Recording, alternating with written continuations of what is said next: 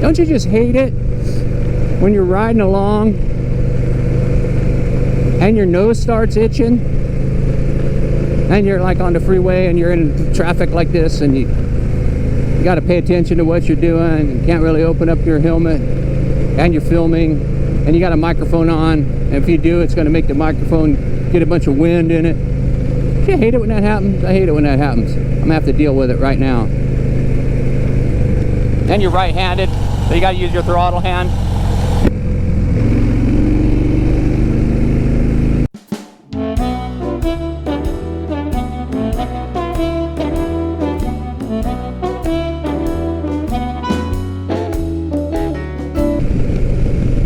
Hey everybody, welcome back to the Blues Harp Biker channel. Hope everybody's doing good. Today I'm riding my Softail. I got new tires put on it yesterday, and it's riding way better, way better. It's not catching the little grooves in the road as bad, and everything's running a lot smoother. Got new brakes too, so I'm stopping better. My old tires were really hard, and they had a little tread left on them, but not a whole lot, and the front tire was kind of out around. And I noticed that it would wobble just a little bit sometimes, you know, not death wobble, but just a little, you know, and it would catch the grooves in the road a lot more than it is now. And now it feels good, you know, and I got good brakes, so I'm ready to ramble with this thing.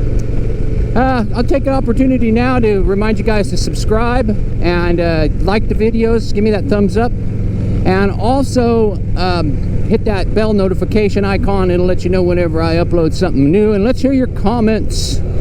Comment often. I love to hear them, and I love to interact with everybody. Don't forget, I'm here every Tuesday and Saturday, although with this heat it's been kind of hard to get content. Not a lot of people are into hanging out too much. It's only going to be 104 today here in Fresno, and so I figured I'd ride a little bit before it really starts to get hot. But still, it's hot enough, but it's not too bad. There's a little breeze going, and I'm doing mostly freeway riding today, so I won't be starting and stopping the bike a whole lot. Today I'm going to do something a little bit different. I'm going to go over and visit a buddy of mine who more so on the music end of things than on the motorcycle end of things, although he used to be quite an enthusiast on Vespas, and he rebuilt Lambrettas and Vespas and had several of them over the years, and he doesn't have any now, but he's gotten more into music and has a little recording studio. So we're going to head over to his recording studio and hang out with him. He's a drummer and a multi-instrumentalist, actually, but mainly a drummer. His name's Scott Abels. He played with a lot of different groups that were touring groups.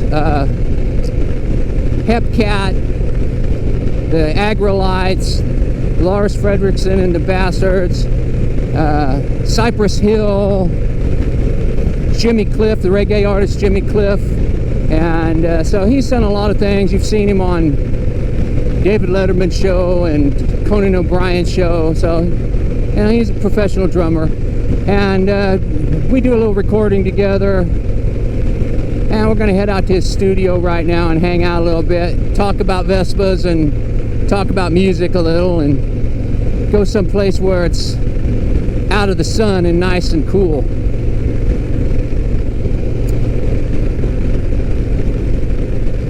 A few moments later. All right, it's a Blues Harp Biker is here at my friend Scott Abels' place, and Scott is, say hey Scott. Hey Scott. There you go, I knew you were going to say that. But anyways, he's a drummer, as you can see. Here's the drums, and played with a lot of guys, a lot of groups you might have heard of, Aggrolites, Hepcat, Jimmy Cliff, that was, and you probably saw him play with Jimmy Cliff on Conan O'Brien's show. Was it Conan, or was it David Letterman's show? David Letterman's show. Hepcat was Conan O'Brien. Okay, Hepcat. That's right. I saw that too. And Lars and the Bastards. Yeah, one of my favorites. And a bunch of guys. Cypress Hill. Mofo Party Band. Cypress Hill. Did some production for John Clifton and Bartek. Oh yeah. Piano band. No, anyways, he's got a studio here. I know a lot of the people in the motorcycle world probably never been in a recording studio, but this is Scott's recording studio here, and we're here to talk about just whatever comes to mind. But Scott did some Vespas, and he and a Lambretta. Two Vespas and a Lambretta. He doesn't have them anymore, but I figured we'd come in, look around at the studio, and then talk about the restorations that he did. He did some pretty intense restorations of these Lambrettas, and he had an All-State scooter. Maybe you start with that. Let's start with this right here. And then I can show what I did. Okay, so first of all, I'm just going to show you on the computer here, and I'm going to get a picture of this. It'll pop up on the screen, and you'll be able to see it. That sat in a junkyard for 30 years under a tree, and then I did this to it. We got pictures on two different computers, so we gotta. And then that was what it wound up turning out to be. And then that was a '63 Lambretta Li 125. And then this other one. I don't have a picture of my '69 Super that was the first one, but this is a 1958. All-State, which was a Vespa sold by Sears, and just like Dan Electro, sure. Silvertone. Yeah. Well, All-State had several. All-State even had some cars. Oh yeah. Yeah, and like Motor Oil was called. Yeah. They farm it out, and they had motorcycles and stuff too. Were they called All-States? They were called All-State. Okay. Yeah. And they had cars. They had everything, and I think they sold the Cushmans too. But I got into that through my friend Robert sold me all three scooters. Yeah. And that All-State was sold to me as just a frame and the cowls. Mm-hmm. And I found these are actually original parts, and I was telling you earlier. Yeah. It was a transition year, so they were virtually impossible to find, but I was lucky. I knew a guy in Burbank who had Atomic Scooters at the time, and he had those parts, and so. So you brought that up from just a frame. Yeah. And like I said, everything was stock except for the engine. I put a like a 74 150 like Sprint engine, Vespa engine, but that probably would have been a 125. Probably been a 125. Likely, yeah. Now what about the Lambretta? That thing you did a lot too. Here's a picture with both of them. Looks like you got it about half restored. Yeah. Well, no, about a third maybe. Yeah. But yeah, that was everything. Like I said, everything came off of that, and there was like on the Lambretta, there was probably about 4 to 5 different paint jobs on top of each other. Yeah. It was really bad, and so I there was no way to do anything but just to take I took everything on there that was metal came down to the metal with a wire wheel. Yeah. And then primered and then primered several times with that color, and I liked the color so much that I just wound up clear coating it, and for 2 reasons. One, because I like the color, but my first scooter, my '69 Super, my buddy Robert, who sold it to me, he also painted it, and I spent several months doing the body work on it, and he painted it for me for my birthday. And the first week that it was, I think the paint was still curing. I was driving it around. Yeah. First week, I parked in front of Tacos Morenos, and this guy backed into it and knocked it over. Oh no. And so, you spend all that time on something, and so I just thought to myself, if that ever happens, if it's primered, I can just primer it up and clear coat it without having to, go through a whole lot with it. Yeah. Yeah, and like I was saying about this All-State, it was just dangerous. No dampener on the front end, and so it was just bobbing and the way. I don't know how people rode these. Yeah. They must have been a lot smaller in the late 50s Yeah. or something, because you're literally like this. So I immediately sold that after I test drove it. Yeah. It wasn't How big is the motor in the Lambrettas? that one was a 125. Okay. And now, they came in two, a LA 125 or an LA 150. Okay. I think they even went up to I think there was a 180. I mean, I'm so far removed, but now there's so many people manufacturing hot rodding them, and they're getting them up to faster and peppier. Yeah. But I'll say this: after doing both of these, a Vespa is a stamped. The frame is a stamped piece of sheet metal. Yeah. And it's contorted, it's bent, and there's a center section which gives it the rigidity, but it's really a glorified can. Like, when I restored this one, and the other thing is the Vespa's, the reason why this cowl is like that, because the engine is on one side of it. Right, yeah. With the Lambretta, it's right down the middle. Okay. Like a motorcycle. Yeah. So that impressed me, and the other thing is on the Lambretta, it has a steel tubing frame that goes all the way through it, and it's just better engineered, sturdier. Yeah. You feel safer on it, in my opinion. Both Italian, Vespa and Lambretta were both Italian, but honestly, if I was going to get another one, I'd get a Lambretta. Yeah. Just because, Vespas seem to be more popular here in the U.S. Yeah. than they were. Yeah, Lambrettas are probably, there's probably, if you Vespas to Lambrettas, there's probably 3 or 4 times more Vespas. I mean, you can see when they come up, and you rarely see a Lambretta come up. And usually when a Lambretta comes up, it goes to somebody enthusiast. Like, hey, my buddy, you want, Yeah. So, I don't know. Yeah. How long did it take you to redo that Lambretta? I mean, it looked like it was it had been burned, man. It looked like it was. It was. I can't remember. Probably. I was touring a lot. And stuff. So, but it's pretty much my passion when I wasn't on the road. Working. I probably a year and a half. Yeah. And replaced all the rubber parts and put a new carburetor. What little parts I had to find for it, because it was complete. But some stuff was obviously, just a few things weren't salvageable. But every piece of rubber was obviously replaced. Sure. Yeah. But yeah. That's quite a project. And then I sold it, and then I had an Audi at the time, and the turbo messed up on it, and it was $2,200, and I had to sell I sold my Lambretta for $2,200. Oh. I did not want to sell it. Yeah. And I think because of that, it kept me from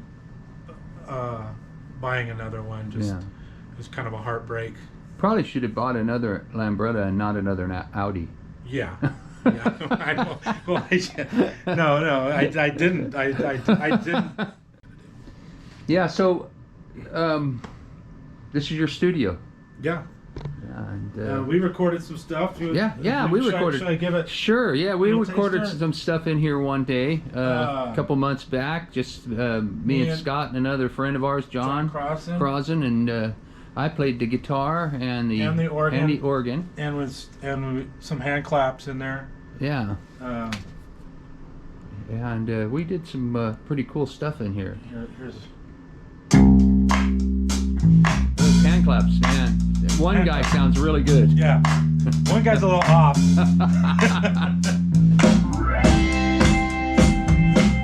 Sounds like Booker T and the MGs.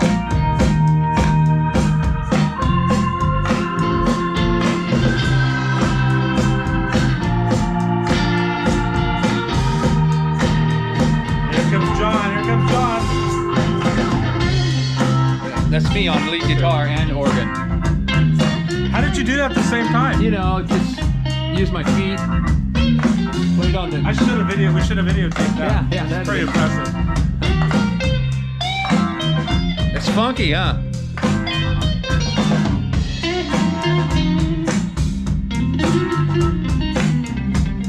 Yeah, I haven't heard.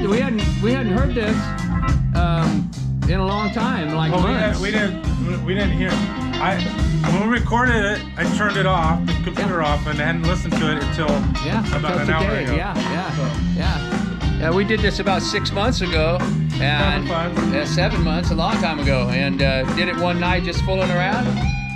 And I played the guitar and overdubbed the organ, and Scott played the drums, and our buddy John played the bass, and then we all did the hand claps. We all did the hand claps. Oh, and I added tambourine too. Yeah. This one guy sounds good on the hand claps, so. All right. Anyway, we also did the Bartek experience. Yeah, we did that too. A friend from Poland played the organ, and I played my harmonica and sang. Yeah, you did I think this is it. But we did one jam where you played guitar. Oh, right. Yeah, just organ and.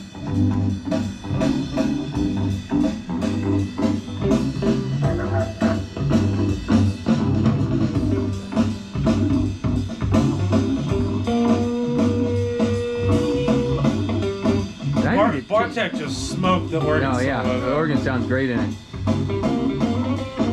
I should change my name from Blues Harp Biker to Blues Guitar Biker after hearing this, man.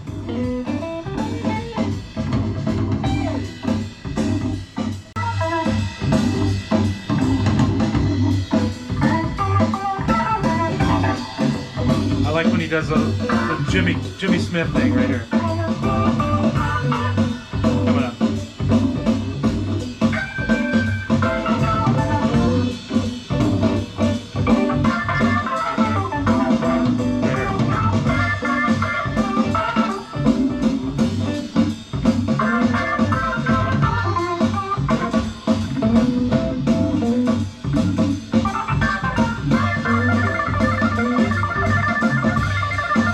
Love that. Anyway. Yeah, so you've been a couple things. I've done a couple things in here, yeah. And there's the Farfisa. Farfisa. If anybody knows about keyboards. And the Lowry. The Lowry, yeah. This is something that a lot of people don't know about. No, this is a secret. This is a used a lot in Jamaica on stuff that but people don't realize.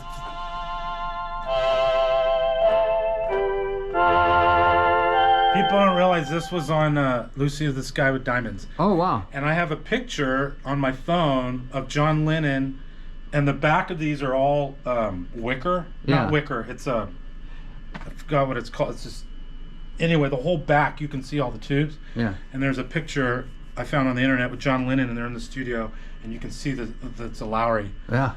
You know, but they used it on Lucy with the Sky with Diamonds. You used to be able to get these a lot at the thrift store. Can't find them at all now. Can't find them at all anymore. No, No. they're so unique. Cool sound, huh? Uh-huh. And nice. It's so cool. Then you got the Stevie Wonder's clavinet. The clavinet. Well, not yeah. Stevie Wonder's, but Stevie Wonder, the Ray Charles. Ray Charles's Wurlitzer. You know, I just had one. I just sold one. Did you really? Yeah, I had an old one, a wooden one. It was. You had a tube one? Because this I don't think it was tube, but the guy that bought it told me he thought it was tube, and because I opened it up, it didn't look like it was tube, but I bought it for $50 at a yard sale, and I had a 650. Oh, it wasn't in very good shape. It wasn't. But it didn't sound good though. No, it needed work. But the guy that this one actually sounds pretty good. I mean, it sounded good, but it needed work. You know, it was. This one sounds. Here, tinkle it, tinkle. Let's see what we got here.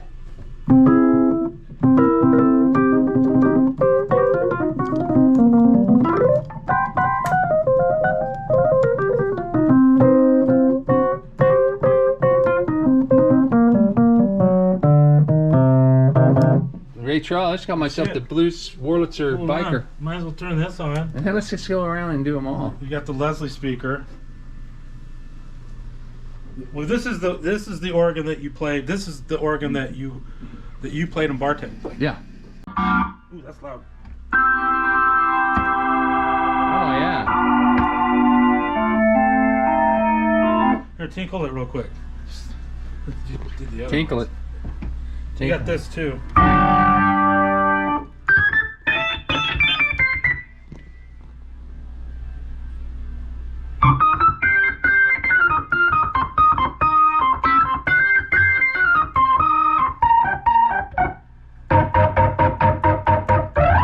hard to play and hold this camera at the Oh, same you time. did a good job. Little spring on there.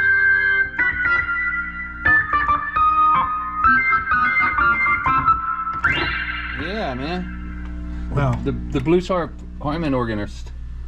The Hammond organ biker. and then this is Bernie Worrell's Mini Moog. So this was really Bernie Worrell? Yeah, just like that was Ray Charles and that Yeah, was Stevie Wonder. And then, you know, Liberace's piano. You know, these were John Clifton's drums Oh, they were. at one time. It's 1965 Ludwig, actually. Yeah. That's exactly what good old Ringo played in Yeah. same year, I believe, and the Yeah. same finish. Yeah. Yeah. And they've pretty much been on everything I've done since I restored them. Yeah. I was going to sell them, and then I was like, Yeah. I'm glad you didn't, because I feel better about no. making it a didn't- sweet deal. You gave me a sweet deal. That's the Yeah. other thing. Yeah. You gave me a sweet deal, and man, they just sound so good. Just warm. Here's all your outboard gear. Got some reggae favorites down here, like the Space Echo. Gotta have the Space Echo. And the Mutron biphase. Mutron. It's Lee Perry stuff. Stereo spring reverb. That's a really nice sounding effect too. That's a great sounding reverb. The Ghost. You got the guy to have the Ghost. soundtrack Ghost. I love that board. It's perfect size and just good for what I need. So if any of you guys out there have ever been curious about a recording studio, well, here it is. This is about it right here. It's Yeah. it's small but packed, and Yeah. I'd like to think of it as a really great creative project studio. Yeah, yeah. You know, Yeah, this sounds great in here, and you know, people don't get to see stuff like this. Your average guys like us, we see them all the time. You know, it's Right. like, you know, but especially you've recorded in some of the, you know, really great studios, and so. Well, thank you for Yeah. being on the Blues Heart Biker Oh, episode yeah. today. I tell everybody- Scott Abels, you know. Too bad I don't have a bike anymore, but we keep talking about it. Yeah, yeah, yeah. One of these days. I keep offering you money for motorcycles, money that I don't have, and motorcycles you don't want to sell. That's just how it's been working lately. What are you going to do when one of these days I say, yeah, okay. I'm probably going to have to borrow some money. All right. Well, anyway, Scott, thanks a lot, man. Thanks Yeah, for showing us sure. your studio, talking about the Vespas, and we're gonna fool around here a little bit more and rock out a little bit. And thank you guys. All right. Thanks, Scott. Thanks. Appreciate Sean. it. All right.